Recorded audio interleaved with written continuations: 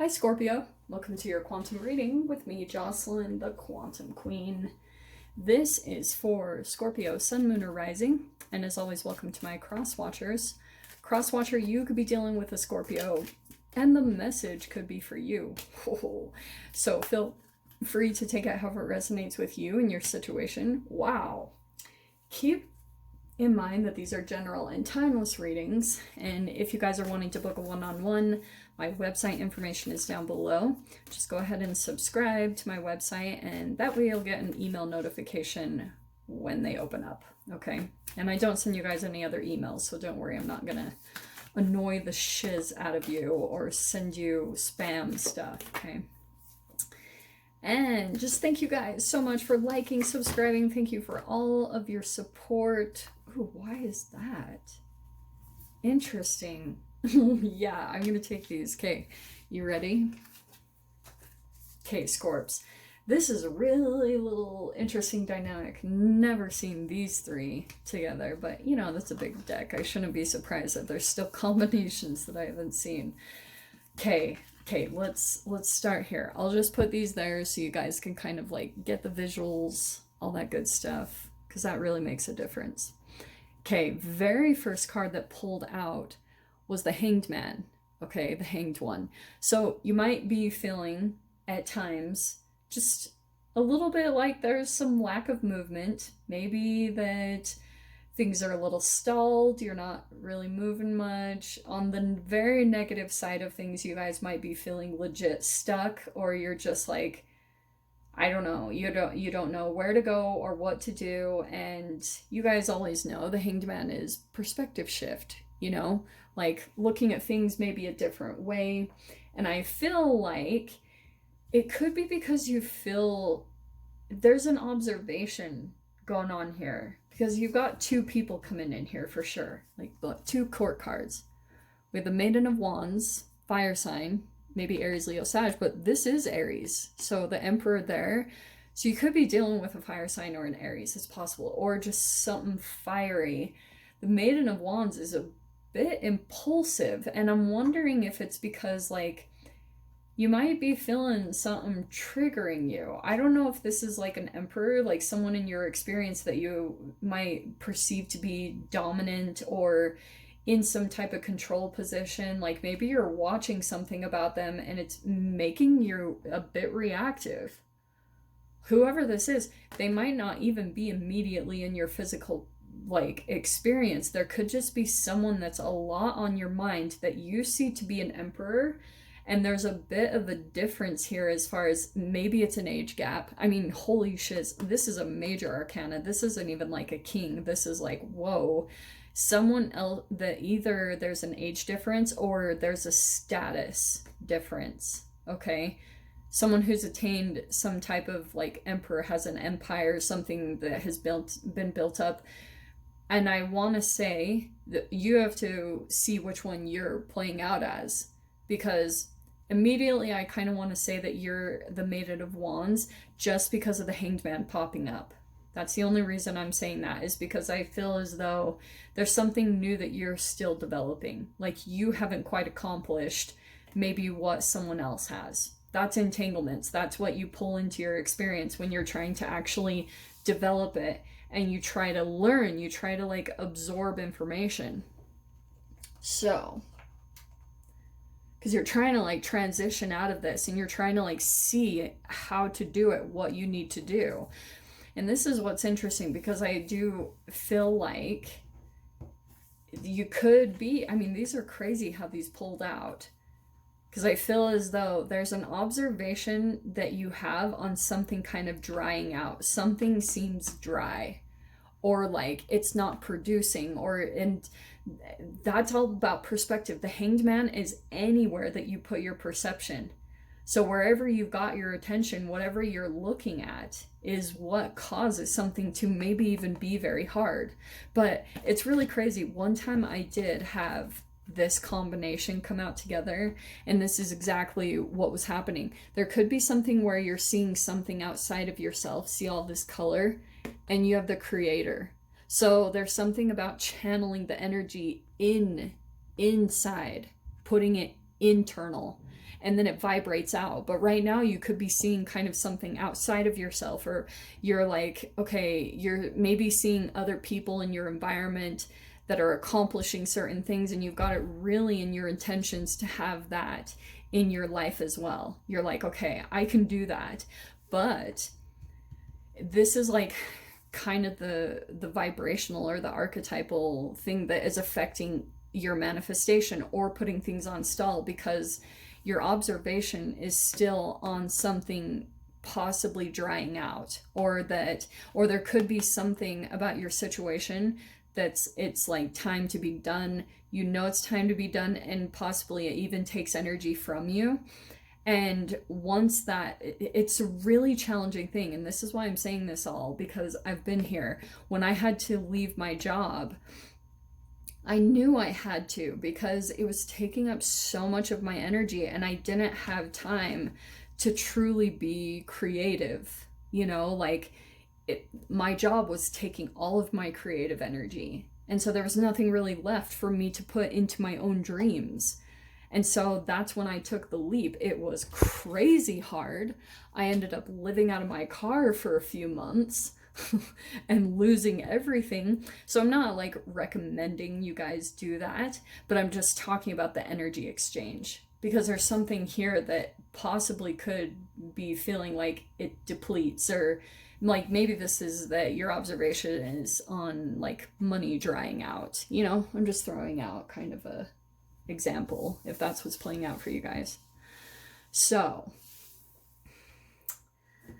let's dive in. Okay. Oh wow, so we've got very first card out, the Five of Pentacles. That is a popular card jumping in.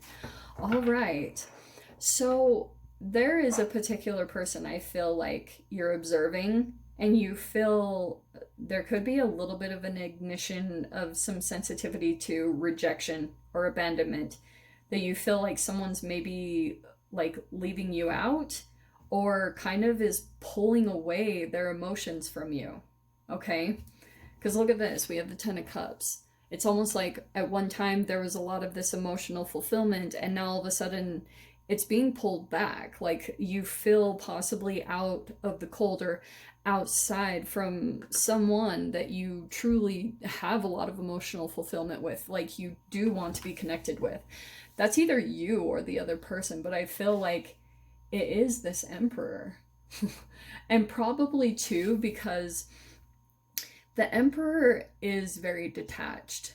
Like, you have to look at it in this way. Like, sometimes the Emperor, if he kind of, because the Warrior is here, and that's either a you, Scorpio, or that could be a part of like what the Emperor has already gone through the Warrior archetype. That's what makes him the Emperor. So they went through hell, they went through things being dried out. It's interesting that there's like the skull that you would find in the desert, and then you have the desert card.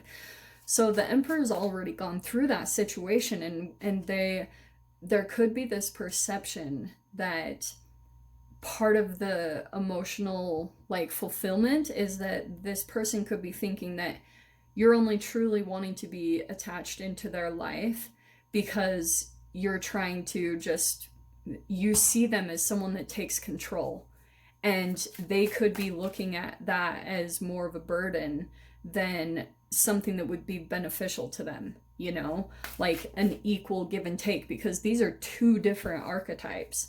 So that's why I'm saying it's not good or bad. Like maybe there is this sensitivity, but also if you've been dealing with, if this is the other side of the coin where the Emperor rejected you or discarded you in the past and is trying to come back in, that could also be the other side of this story. And it could be because you're this creator over here. Now, there's like all these different energies that play out here, because you can be dealing with two different types of emperors, okay? One that's an emperor that understands how you need to get to that status.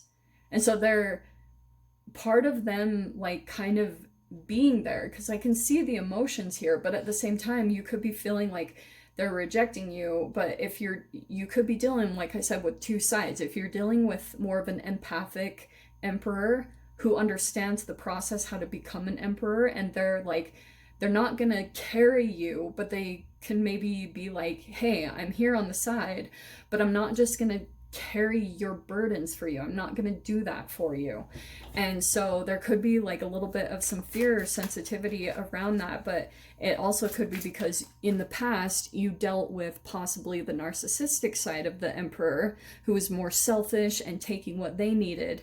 And when they rejected you or discarded you, there's like that sensitivity that's coming up to the surface. Okay, because look at this. Wow, we have the Six of Pentacles. So that's exactly what I was freaking talking about, as far as they want it to be equal. Like this relationship, they want to make sure it's going to be an equal give and take, and however that is, you know. And the Hierophant, I actually love that. I feel as though someone here, and that's exactly too what the Emperor, like I said, the positive side of the Emperor can be someone who's learned how to master self-discipline, learned how to master like their daily routines, and how to kind of get control over their dopamine system and their serotonin releases. That's really what it comes down to. If you can regulate your own reward system, your own dopamine releases, dude, you're pretty powerful. Like, you've really accomplished some stuff. That's what really makes an emperor, is they learn how to pull away from things that feel very negative and to focus on their own reward system, not getting rewards from outside sources, getting it internally from the things that they do connected to self-discipline. That's legit. So let's grab 2 more cards. That one to fly right out. So this is really cool because, so Scorps, we have the Queen of Wands, which I actually like seeing because, right, we started with the Maiden of Wands and now here's the Queen of Wands as far as the archetypal development that's going to be happening. And I feel like it is connected to whatever lights you up. You have the Creator and the Maiden of Wands, which is a lot of fire and taking action. And that's what I feel like is going to be your process right now to getting you to this frame of mind, to this confidence. Because I feel like there's just a bit of difference on frequencies here. You know, like people aren't really on the same frequency. That's what I'm getting. Look how crazy this is, though. There's a new door that's opening, and I feel like it will be from that process that I'm describing. When you actually get a hold of your own chemical releases, which is going to bring tons of dopamine and serotonin release, because you're just feeling really good about yourself that you accomplished your day even. Just small things. That's what's going to open this portal. And then this is where there's going to be this slow positive development here of something else. I'm not sure what, but it's whatever you've been working on. Like some of you guys, this could just be you're going to be opening up this door that's going to allow you to let something grow into something really huge. And this is how you end up turning into that emperor yourself. That's the entanglement. That's the archetypal shift of who you pull into your life and what you're trying to accomplish by the connections that you're pulling in. So the door that's opening for you, we've got Jude's Song. A reminder for even the most hopeless of lost cases, you can find peace within the strangest of places. So I feel like that's kind of your goal this week, Scorpio, is kind of where your observation is, kind of these small things, how to get on track, and kind of just looking in, that's what I'm getting here. With this card, you're not going to expect something. You just go wander about. This Ace of Pentacles could be a new door that you open to somewhere you want to expect, and you actually get some type of fulfillment from it. And you're like, what? Okay. And that's the direction that you decide to go in now. That really changes maybe the trajectory of where you were heading before. Now this might take you in a completely different direction. Okay. So I'm going to go ahead and leave it there, Scorps. Hopefully you guys got something useful from this. No extendeds for this week. And I'm sending you guys lots of love, wishing you all the very best, and I'll see you in your next reading. Take care.